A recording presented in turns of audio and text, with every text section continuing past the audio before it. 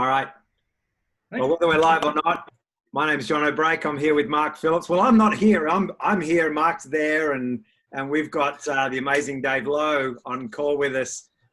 Dave is a dual US UK citizen. His accent might give him away a little bit. He's from somewhere near Liverpool, I think. Is that right? And but now lives. Blackpool. It's the other pool.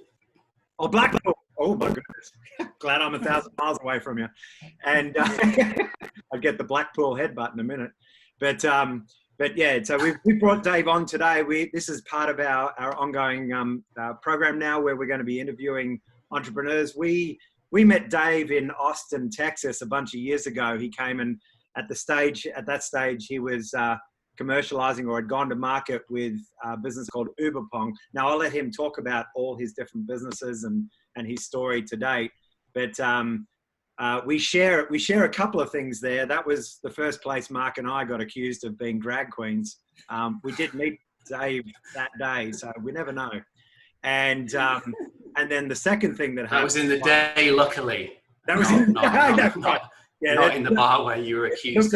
We cleaned up all the makeup, and but that day, and we'll never forget that interview in particular. We did a bunch of interviews that day, but we were on a corner coffee shop, and a bus collected a four-wheel drive and slanted into the side of our coffee shop, missing us by meters, or feet and yards, or whatever they say here in the US. And so, without any further ado, Dave, fantastic to see you again, mate, and you're looking as healthy as ever.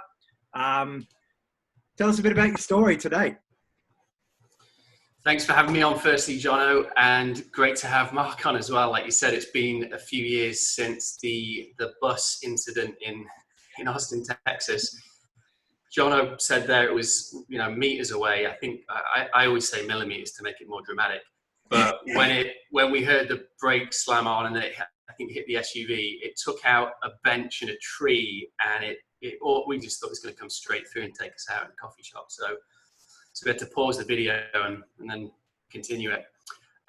Yes, the accent probably tells you I'm from England originally, but I'm living in San Diego, California. Moved across to Austin, Texas in 2012 with the goal of changing the face of the sport. And the sport I picked was table tennis, or ping pong, as most people know over here. And the business name was Uberpong. We did custom ping pong paddles for every major brand you could possibly think of in the world. And then after about 2 years of launching it in 2014, we were doing a celebrity ping pong tournament with the LA Dodgers, and a big TV personality over here called Jimmy Kimmel was hosting. So yeah, that was kind of like a baptism of fire, if you like, landing in the US and getting that going. One of my dreams in the UK was to have my brand on the Jumbotron at an NBA game. So having it on at the LA Dodgers on the advertising screens around, and then the big scoreboard was close enough. You'll have to send a photo for us so we can put it in the notes. That's cool. I got them all. Yes. Yeah. I'll send some across. So what's happened since then, Dave? You've gone from Texas. You're over in California now. You've had a couple of different startups you've been involved in, and how many books you've been writing?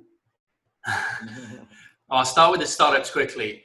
Calogy was a very simple tool that would allow people to use their phones to log in, and then wherever they were, wherever city they were in, it would give you an allergy forecast and kind of let you know what was in the air, and then link you to medication that would help to alleviate the allergy symptoms. So I tried to get that off the ground. That didn't quite work out.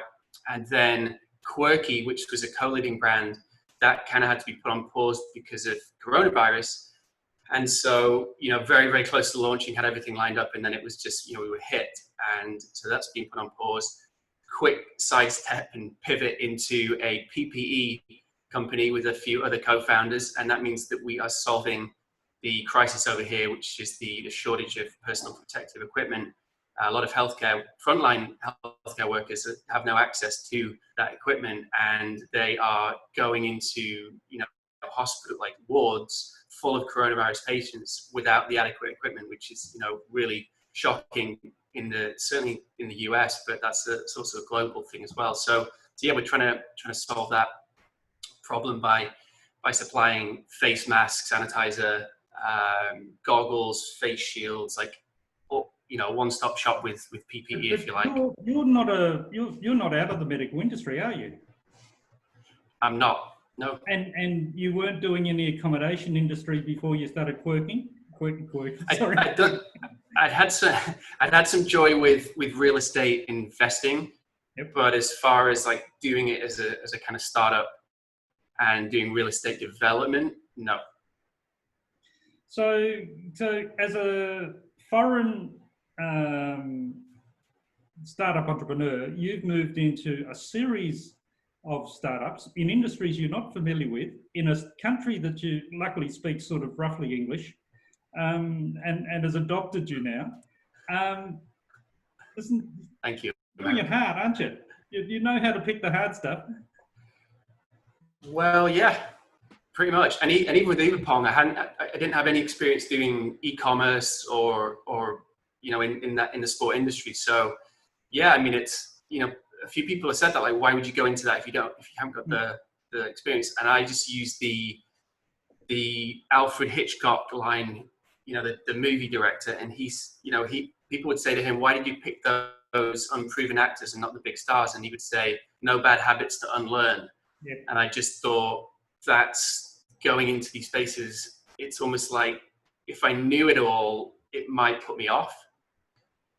Do you know what I mean? Like knowing too much can actually prevent you from moving forward. So I think that's definitely, it's like I'll just learn by doing rather than having the analysis paralysis. You've constantly done that. This is a trait that you're continuing to use today.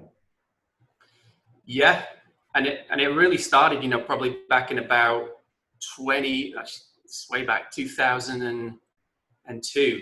So I traveled the world with my fiance for a year and a half, and one of the first stops was in Japan.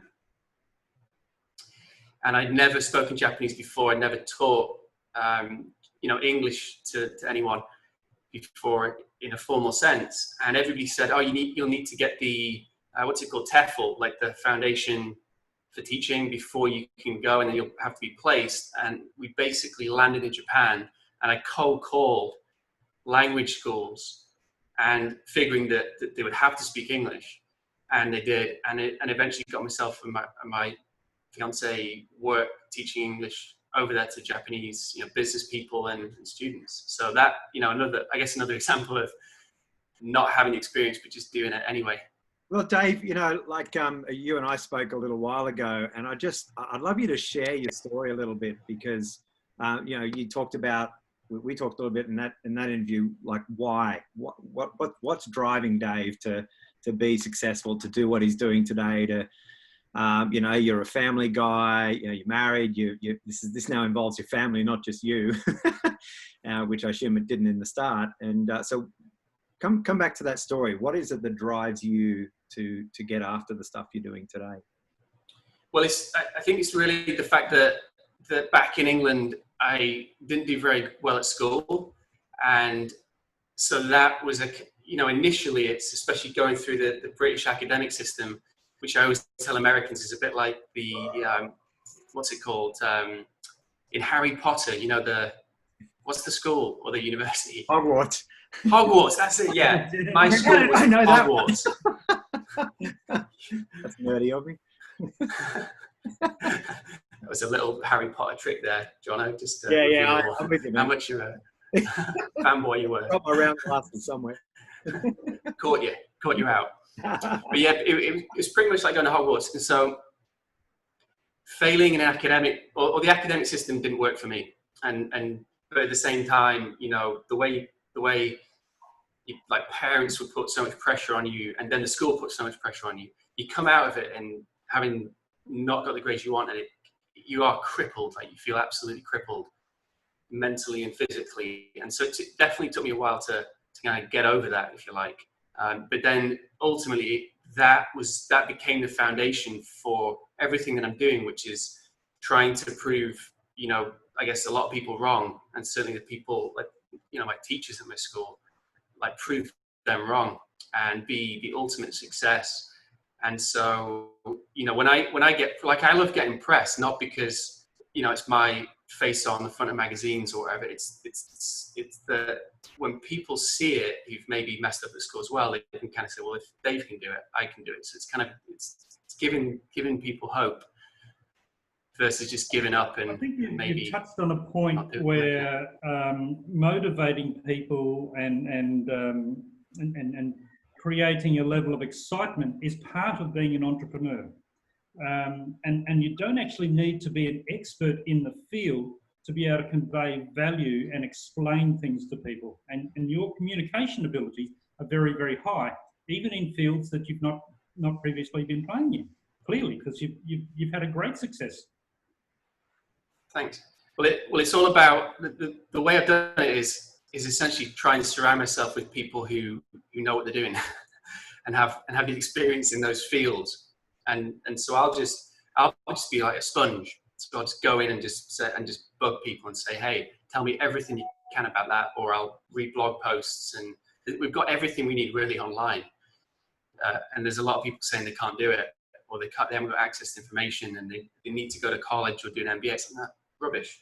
You've got it all. Everything you need is online. Obviously, you need to be selective and work out which information is good information. It's got to make sense, like fake news. It's got to plug into a value system. It's got to plug into a logic system. You've got to be able to take something, turn it into some knowledge, or reject it so that it magnifies the product that you've started with. You know, it's all about helping people. We can see that. You're obviously trying to help all of the frontline medicos at the moment because this you know, there's quite a big crisis there in the US from what I've been reading. And you guys are in the US, they're a bit closer to it. But the huge shortfall of PPE equipment for the front line on not just coronavirus, but all sorts of diseases and maladies that are floating around. Well, it's simple supply chain, isn't it? Supply chain management, logistics, and so on. And we've been able to get it right. And let's say leadership in the country hasn't, in government. And California apparently did a deal, and it was just a horrendous deal. So that they paid a fortune. I think they lost a lot of it, and no PPE was distributed. You know, it was junk. So and that happened actually in Texas. I think it was an entrepreneur there maybe teamed up with the government to try to get, you know, some stock in from China, but they didn't do any due diligence. So the millions went in and it never turned up. A lot of the testing kits and a lot of the stuff that got rocketed through without passing the standard testing just failed and created a bigger problem than not even having it. I think it's been a problem everywhere. I guess, you know, places like Australia have been as badly affected, but even the PPE thing here turned out to be not as desperate as they first thought it was. And it was actually more, I think you're right, Dave, it was actually more the supply chain issue and quality rather than was there actually enough supply. And I think it's been a problem everywhere, I guess. You know. Yeah. So, I thought I heard somebody then. It's like a... Yeah, you did. It was me echoing. Oh, okay. I thought you had an assistant that was in the background. It wasn't. So in the middle of all of this, just ask him this question, Jono. Ask him this one. Sorry, Dave, I'm just going to say you decided to write a book in the middle of all of this startups. So if startups weren't hard enough for you, you decided to write a book. Well, I took about a year to write it. It's actually out. It's on Amazon. It's this one. Cool. Oh, wow. Blow it up. Blow it up. I'll awesome. Shamelessly drop in there. Took about a year to write, but it's the whole life cycle of a startup. So how I thought of the idea, came across to the US, launched it, scaled it, and then eventually sold it. So anybody who's looking to start either their first business or any business, in fact, or come away from the corporate world and get into the entrepreneurial world, that'll be a huge help in getting those. Yeah, I think that's fantastic. But I think the key message there seems to be, Dave, is that you've kind of gone into a bunch of areas that you've kind of gone into them. And it's not like I've got a degree in, medicine and then thought PPE would be a good idea, or, whatever. It's just like, there was an opportunity. And that's the essence of entrepreneurship, right? There's an opportunity, you weigh it up, you get after it.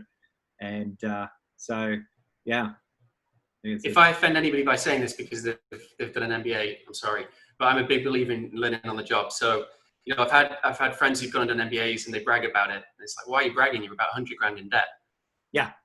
Whereas I've started a company, learned on the job, and as I've been making revenue, I've been learning about the industry I'm in, building my network in that industry, and it's kind of like, it's practice versus theory, and really Uberpong was my MBA, and everything going forward is like an extended MBA. It's like never stop learning, right?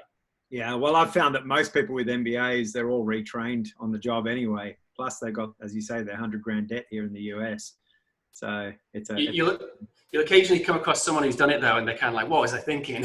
It's really refreshing, because most of them are just disillusioned. They're like, I got my MBA. I'm going to walk into this 200K a year job, and it's really refreshing when they say, the very first time that I looked at the textbook or the the teacher, I realized the teacher hadn't started a company and he's teaching me about how to start a business. And the book's like 10 years old and the industry is completely transformed. It's the realization that it's not all that.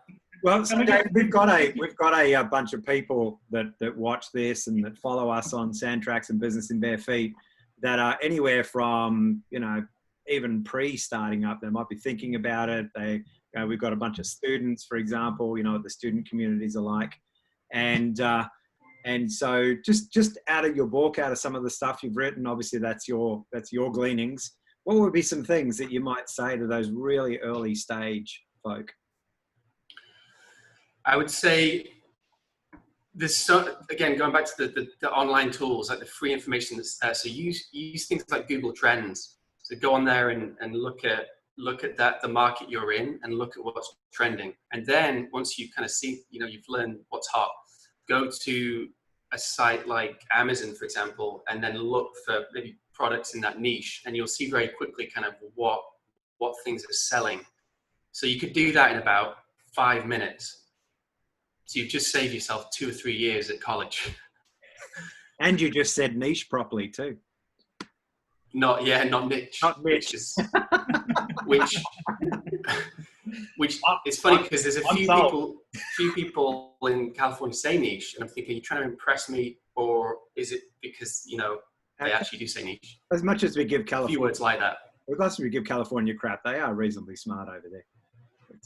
But just not very smart when it comes to electing people. Well, I'm actually presuming it's a French word, and while I'm in France, I still don't know how to pronounce it either. Yeah. Oh, that's cool. So saving a lot of time in that whole research space and having a lot of those tools at their fingertips. And then testing fast, like getting things out there and learning from your customers. Like they're the most important thing in the world. So, with Uberpong, it was, using that as the example, it was get the Kickstarter going and see what people actually wanted, so they could pledge, if you like, an amount, and then they were getting either first edition paddles, or it was 4 set, like family sets, like 2s and 4s, and then t-shirts and so on. So it's like work out what they are actually backing very early on, and then during that campaign, people said, "Hey, these paddles are cool, like with the graphic designs on, but we want to put our faces on there. How do we do that?" So of course, immediately I listened to them and realized that the customization space was where it should go. And then developed an app, which of course meant that people could go on their phones and use their Instagram photos to put, let's say their face on one side, their brand on the other, or their partner's face on the other one. And so, and then that became like a hot product, but purely and simply because I was listening to what the market and what our customers were saying. So anyone can do that. And that's the thing right now in the US is that I personally think that customer service is just dive bombed off the face of the cliff, and it's just nowhere. And if you can get that right in your startup in the US right now, you're gonna crush it from day one, because people are gonna be like, wow, they're so dedicated, and they care for what I'm actually doing here, and they're helping me through the process versus, you're just a number and get in line, wait for an hour for us to call, for us to pick up the phone instead of doing the automated thing where they'll dial back, and these kind of things. And just, I think the more human you can be right now, the better, because everybody's going with bots, chat bots, and it's like bring in the robots, right? So think of the mega tech brands here. Have you ever spoken to a human being at say, I don't know, Google, Facebook? No, never. I've never. It's always been just bots and messages getting just lost, like thrown into the ether, and no one's coming back. So if you can just simply pick up the phone or like be human, you're going to win. Can you bring it forward to the last couple of months? 2020, it's been another pivot for you. It's been a pivot for the whole world to some extent. You're in Southern California, the lifestyle capital of the world, great big market on your back doorstep. What's changing? What are you noticing today that you didn't see last year? Well, the biggest thing right now is the emergence of remote workers, and the remote work and digital nomad movements. So we've been, I'm just trying to think, like, while I was going to get quirky going, our target market was digital nomads. And these are the people who have a backpack and a laptop, phone, and very little clothing, and they're just traveling the world and just hooking up to Wi-Fi, and then they're coding or web design, whatever, graphic designers. And so they're not, you could continue to live in, for example, in San Francisco, where, pay $5,000 a month, and then you've got gas, which is extortionate, and expenses and food. Everything's just expensive, right? Or you could just go live in Bali or Bangkok for, a few dollars a day, the accommodation and all expenses. So a lot of people were doing that before coronavirus hit, and there was an article saying that it was forecast that there's going to be 1 billion digital nomads by 2030, I think it was. Yep. So that was already starting to swell, and then suddenly coronavirus has hit and forced, millions and millions and millions of people, well, billions of people actually, into their homes. And so they're now realizing, and employers are realizing, that remote work it has to be a thing right now, but it could actually become a thing going forward, and systems are now being put in place so that people can operate at home. Yeah, I think that's the big change. Yeah, definitely, Dave. And I work with clients that have a lot of staff as well as startups and so forth, and and I'm seeing them almost. There's some that will have to go back to face-to-face. That's part of what they do, shop fronts, stuff like that. But there's some where they're like, well, we see our office real estate going forward being half the size and more like a co-working space. We can make it kind of cool. You come into work for a couple of days a week if you want to. Most of them want to stay at home a day or two a week, or go and work from a coffee shop, and these are companies that even 3 or 4 months ago would have been diehard. We are not having anyone work from home. And it's been a huge fundamental shift. So it's almost like you could imagine, and when we talk about digital nomads, coders, that sort of thing, it's almost like you could have a job and be traveling. And so it's an interesting. Unlike business in bare feet, we would never think about starting up a business or walking down the beach or something, would we, Jono? No, it sounds kind of crazy, man. Enough of that trash. Like, enjoy yourself while you're working. What a crazy idea that is. It'll never work. Yeah. Unfortunately, tell you what though, who's this? Speaking of, I think you just mentioned their co-working. The founder. You talk about timing, and a lot. Like, people talk about luck, right? The founder of WeWork, Adam Newman. How lucky and how well timed was that as a business? Because he's basically got in at about 2008, I think. 2012. I think it was 2012, right through to when he got kicked out recently as CEO. Yep. And cashing out with however much, like $1 billion. And then coronavirus hits, and co-working is in big, big trouble, because of course anything co now is Oh, it's coronavirus, isn't it? That's the co. You can't do it. Like they're getting the crowds together. It's a problem. So, but he's cashed out. Like it's just unbelievable timing. Yeah, it's been good. Although the industry is quite interesting, as you know, I've got my own startup in this field as well, where we run with co-living spaces and hostels and hotels and apartments all around the world, specifically for digital nomads. And we're actually getting now that the borders here in Europe are starting to open up. It's getting very, very busy. The nomads, I don't know. I think I'm just saying it's multiplied by 10 in 3 months. There is just so many. It might have been multiplied by 100. This change of attitude from the employer to allowing people to work from anywhere has just gone berserk.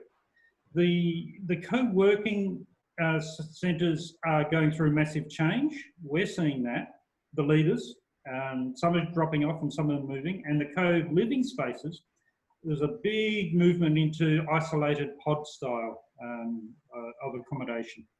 And again, there's some great high-tech, high-safe, high-hygiene places starting to really pump their marketing out again, particularly here in Europe now that the borders are opening up again. So, we're allowed to pop over. I'm in the French Alps. Italy's just over there. We're allowed to pop over there. The Italians are allowed to come through. The Spanish are flying 11,000 Germans into the islands for a bit of a trial at the moment. It's all starting to kickstart again, but it's different. The mainstream leisure business travel, that's going to take some while. As we were talking off camera before, in Australia, it looks like being shut for another year. You've got to have a really good reason to get a permit to leave Australia at the moment. Very, very harsh. But the States is open, Europe's opening, Asia, still pretty good. States is open. I'm not sure if you want to come here though. We're hiding up in the mountains. We're in the mountains. He's on the beach. Yeah. But it's changing. It's also changing. We had a chat the other week that last year's Google Trends information may be completely wrong. You've got to look at the last couple of months to see what's happening. You have to get the green. To Amazon is a fantastic site, as you were mentioning, because it's showing you what people are buying day by day by day by day. Absolutely amazing data being pumped out by these major retailers. Right. Yeah, for sure. Changing very fast. And I guess the message for entrepreneurs is you might not know what's coming. You might not have studied enough. I had that MBA that didn't teach you what to do. But when you've got that inquiring mind and you observe what the customers are doing, you can modify your own product, service, teams, and everything and react. Well, I think that's the other piece, is being open to pivot as well, right? You see people, we see massive companies that have done it and failed, like Kodak and places like that. But you see people kind of like, no, this is what I got to do. And, this will all go back to normal and we can just keep doing what we're doing. It's like, so I think there is that willingness to pivot as well. It's, not just the ability. So, I think there's a lot of brands right now that, that they'll be, maybe they're like 50, 100 years old, and pride will get in the way. Like pride will literally kill them, because they'll say, well, this is how we started and we want to keep this brand, and we're not going to adapt. We're not going to go with the trends and be kind of all over the place, and like a sort of like a Nordstrom or something like that, a JCPenney, like one of those big department stores. And they just, if they don't react and maybe pivot, they'll be, with the dinosaurs, it'll kill extinct. Yeah. We're seeing that happening with brands here now, in retail, in hospitality, and food and beverage. We're seeing that happen across the look at Sonic. It's rapidly disappearing. So I'd like to just touch on one thing, Dave. When we met 4 years ago, I think it was in Austin. I can't say that because the whole drag queen thing in Texas, it gets in the way. Mate, you loved it. I saw it. Look on your face. I had tears streaming from my eyes. I was on the ground, wiped out. That was the funniest thing I've had for years. Anyway. This is where you should cut it and then kind of bring in a sort of a little what you call like a we could do it. no, like access the private content. This link, although the video from the uncensored video from Austin. Sign here. Enter your email here. But you've gone from Texas, which is a pumping environment. It's really quite good, and you've gone to another environment, but very different culturally, California. Tell us about your experience as an outsider traveling through the States and the differences that you've observed in a number of years now. Well, Austin, you might not think it, but Austin and San Diego, extremely similar cities. Very, very laid back.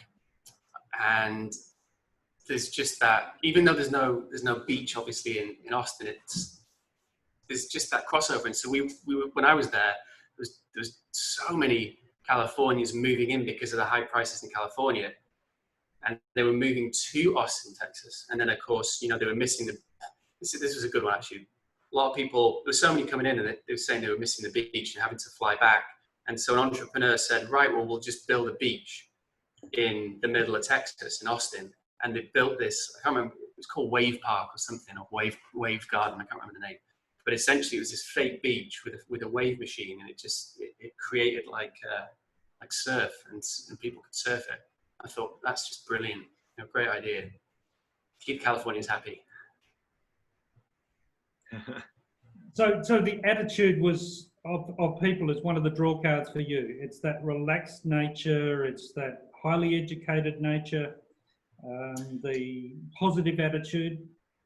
Yeah, I mean, like I moved to Austin originally just because that was the startup scene was getting, it's trending, and there was South by Southwest, so it had tech, but really the foundation was the music industry there. So I absolutely love music, and so every single bar would have just live music. There's so much live music there that I actually saw on the crosswalks, saw a busker playing, but he was busking while he was crossing. That's how much music, how much live music. Yeah, like on the walking across as it hit green, he's busking away as he's crossing. Like, it's everywhere. That is amazing. That was amazing. Yeah. And in London, you see the buskers in the subway, and so that's it. That you see that a lot, and that's cool. But yes, Austin's just like next level. And then of course you got the film industry, and then tech came, and then those three industries were in South by Southwest for about 11 days. And then there was Austin City Limits is the big music festival. So yeah, a lot of music there. So just a good vibe, like youthful startup scene. And then I moved to San Diego just because I wanted to be close to the ocean and and the air quality was better here. It's a little bit cooler. But knowing that if I was going to do a startup and I would need funding, LA and San Francisco is right on my doorstep. So I can either drive up or fly up to pitch to get the capital, and then probably set up in San Diego, which is, have an office here would be a lot cheaper than San Fran. And then Tijuana's next door, which I love. So we could even have an office there to pay a third of the rent, which is an amazing little city. Learn Spanish, best tacos in the world. Big fan of TJ, as we call it. Fantastic. So it just in the interest of time, we're going to just wind up the formal part of this interview anyway. We'll keep chatting afterwards. But where do you see things? People are, particularly in the entrepreneurial space, people often look at America. You've come from overseas, I've come from overseas. We've all been here before. Where do you see the entrepreneurial scene going in the US? Just in your opinion. You just cut out there, Jono. Okay. Sorry, so last bit. The short end. Where do I see it going? But the short end of the question is, where do you see the entrepreneurial scene going in the US? Here forward. In the whole of the US, I think so. This is what I'm seeing right now, and everyone's seeing. 40 million Americans have basically lost their jobs or furloughed. Which no one knew what that meant until coronavirus happened, right? Yeah. I was struggling to remember it. Furlough. What's furlough? So a very word. Yeah. So say 40 million people at work. A lot of people about to lose jobs, I feel. So that could easily tick up to 45, 50 million. It's a lot of people at work.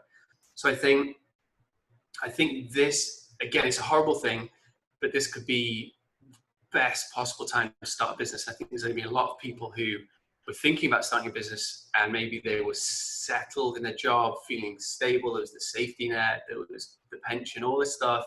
This happens and they're now at home with no work and 2 kids and a wife, I don't know, and car expenses, all the rest of it. And they've just got a new house and the mortgage is $3,000 a month. I don't know, just some random numbers there.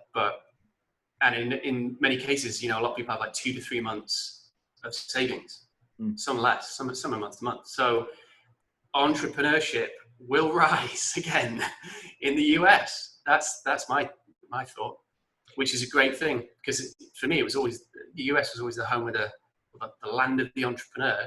And it's the one place in the world you can kind of come and just reinvent yourself and make it by offering obviously value, but also, things that people need, products, services. And I think that, there's going to be a lot of people right now who, maybe even watching this, and they're like, right, this guy's done it. Let's get things moving and try something. Well, I know, because again, it's like the job market's just not there, right? People can't work, so it's like you got to start your own thing. Sorry, man. We're in the middle of that ourselves. I've been advising a guy who was he was a project manager on multi-million-dollar homes, which is pretty normal in California, but not so normal here. And he's very high end, and I've been encouraging him, saying, well, he lost his job, but now like they're actually still building these homes. They're still there and they're still going up. And so, encouraging him to go out and think about it just in terms of his own business, of how he could go to a housing company or just go to a homeowner themselves and say, I'll manage the whole thing for you. Mm-hmm. And, just things like that. They're not necessarily high tech. They're not necessarily massively weird, but then again, putting stuff on ping pong bats, when you kind of think about it, it's kind of cool, right? It's just a thing. And so I think, that we get so much stuck in this, having to find the next great thing, right? When we miss the next great thing, the next thing that we can do as a result of it. And I think it's but I believe, oh, sorry, you're going to say something there. I'll let you speak first. Did it look as if I was going to say something? Sorry. I was doing the big. Yes, you did. I've got to say something. I don't want to miss the revelation. Over here. Pick me. Sorry. I should have kept the poker face on. Yeah. Or just going, no, I don't agree with you at all. But but I love what you said about, and this is something I've observed, being an expat here as well. I mean, you're a citizen now, but being an expat, so I've been here less than you, is the capacity for this place to reinvent itself. It's what it's famous for. Now, we could say it puts on masks, it's fake or whatever, but there's a real genuine drive to do that in this country. And the compulsion, like people behind it going, yeah, go for it. Here's money, here's resources, here's what you need. And more so than anywhere else. Like it's not just lining the streets, but more so than anywhere else. Well, look at the world right now. Like you see the situation, pretty similar situation in a lot of countries, but the US is, again, it's got the entrepreneurs to kind of make it happen, and you hear about it and you read about it, and you don't. I know in the UK they were having lots of issues because there were too many steps to bringing in the PPE, right. And so it's kind of like the whole analogy with charities. Like there's been a tsunami or something, and you've got all the aid and relief coming in, and they land it. And there's like billions of bottles of water, whatever it is, and they can't move it from there to the disaster zone. Do you know what I mean? And that's I think what's happening in England right now. We had the same thing here in Europe. I jokingly put my mask on. It took me 2.5 months to get one of those because they weren't available in my town. And in fact, I only had to buy it because the police told me off when I went downtown for a meeting. And don't ask him what he's been using. I had to buy it to catch the bus. Really? Yeah. That's brilliant. I think that's great if they're actually enforcing that. Because again, you think of the proximity very thing. Friendly. Yeah. Very polite. Yeah, it's been very civilized here in France. It's life has returned very nicely. There's lots of parties, barbecues happening. There's a lot of friendships being developed. There's a bit more elbow bumping going on. But, to be honest, we're still seeing people shake hands and family members are still kissing. The French style is still there. I was going to say, that you'd think there'd be that whole culture more cases because of that. You in would think those so. in the sort of like French or Latin countries where there's a lot of contact. Oh yeah, no. Culturally, it was very hard for people, but it's come back quite strongly. But I guess this whole washing and cleaning hygiene has kicked in very, very nicely. You see a lot more masks around now than what you did 3 months ago. So we probably should explain, if you're watching this video 20 years from now, we just come out of a major pandemic. So it's really funny because as I've been doing a lot of these interviews and I've been doing interviews with other people, they're like, oh, just make sure we don't talk about the pandemic. I'm like, why not? Oh, well, because it'll be gone in 6 months' time. It's like, yeah, it will be, but it'll still make sense. It's this season and every season. So yeah, so if anyone's wondering why we're talking about masks, that's why. But go and Google. Or seeing Mark put the mask on there just mid-interview, they'll be like, what's going on in the French Alps? Yeah. Turns out we can send diseases through Zoom. Actually, that's what I just suddenly thought, because obviously working with Guardian Medical, I should just do the whole interview wearing a 3-layer face mask, shouldn't I? Or a different one each time. Yeah. Or face shield, so you can see my mouth moving. Yeah. Plug in the product. Yeah. Next one. So just to wrap up, Dave. It's a pretty broad question, but some advice, some encouragement you'd give to people who are in that zone of maybe they are thinking of coming out of a job, or maybe they've just started a business and they're like, okay, now what do I do? What would you tell them right now?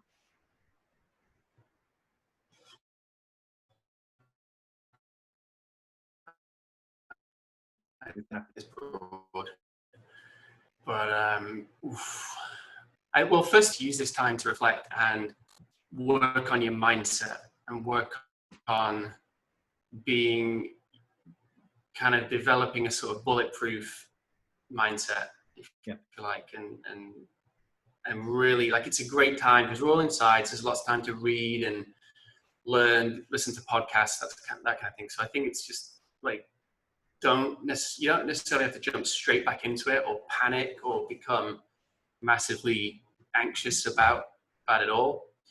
I was guilty actually when this all kicked off, like 3 months ago. I had that just initial panic, if you like, just more of a health thing than anything.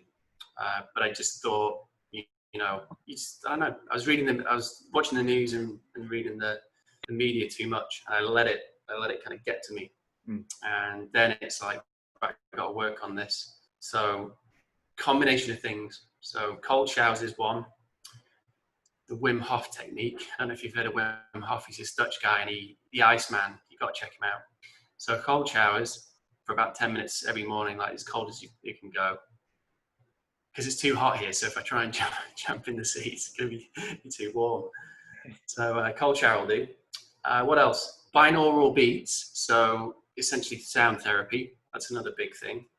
And then sort of morning incantations, doing like positive affirmation work and that kind of stuff to sort of put good things out to the universe and wait for it to come back around and just help as many people as possible. And really, with my followers, I guess I've just been saying to people like, can I help? I'm here. As cheesy as that sounds, it's like, I'm here if you need me. So if you want to discuss anything, it doesn't have to be about starting a business. It could just be just anything really, just being a voice, being like listening to people. Because coronavirus has obviously been a big thing, big mental strain for a lot of people. And then you've got the Black Lives Matter movement and all that as well. That's been a big thing. So there's a lot of people who are, they need to talk about it and process things. So the stress is high at the moment. There's no doubt about that around the world. The riots of not just Black Lives Matter riots, but just frustration boiling over for days on end. We're seeing it right around the world, and it's there's not a solid base there for a lot of people. They're very uncomfortable with the world as it is today. It's changed too much for them. Yeah, there's a lot. And I guess as entrepreneurs, we're used to changing all the time. So for us, it's easier to handle. We just move on to the next platform. That's exactly what I'm pretty sure we talked about that, didn't we, Jono?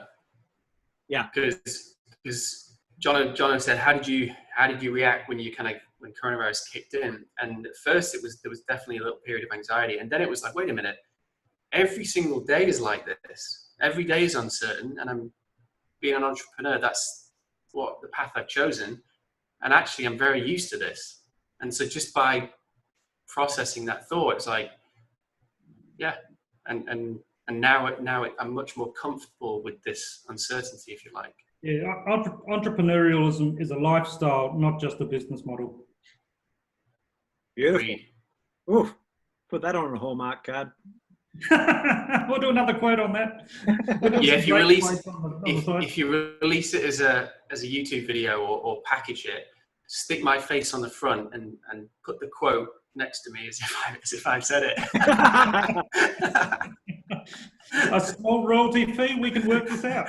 And a little asterisk next to it, and at the bottom, actually Mark Phillips. Co-authored. Well, Dave, it's been fun having you here, man. I hope it's been an enjoyable conversation with you. I do want to end with one question. What the heck are you drinking? It looks like it's non-alcoholic. Unlike Mark. I assume that. I was more worried about whether it's California water. So what this is the espresso that I did earlier on. Oh, it's coffee. Actually, my wife did earlier on.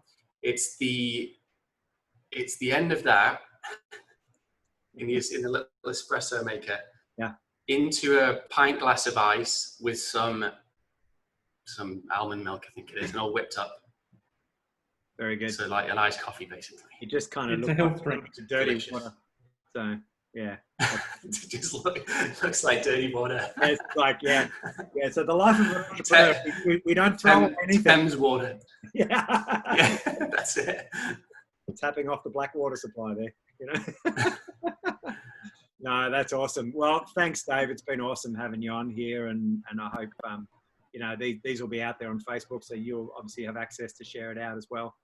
And we'll make sure we put up some things like links to your book and things like that, because I think it's really cool. I actually should get a copy myself, mate. I saw you launch it. But I feel like the next book comes with a divorce certificate if I'm not careful. I buy books like there's no tomorrow. But yeah. But when you get it, can you pop it on that shelf in the background so that every time you do a call, people can see it? Yeah. I'll move the shelf forward. Yeah. I've got a friend who does. I should do that, shouldn't I? I should just put a tiny little shelf just there. Just a bookshelf. Yeah. Just sit it. It's the bookshelf for one. I only read one book. That's enough. It's the only book. Blow it up a bit bigger. Just make sure we can read all the words. All right. We'll end the live feed there, but obviously I'll leave I'll keep the recording going. And I think we are off the air, but the recording is still running. Yeah. Thanks for listening, everybody. And thanks for having me on, Mark and Jono. It was fun, man. Always fun. Yeah. Always. Yeah. Do more. All right. Is that a wrap? I think so. Yeah. Can I switch to my American accent now? Yeah.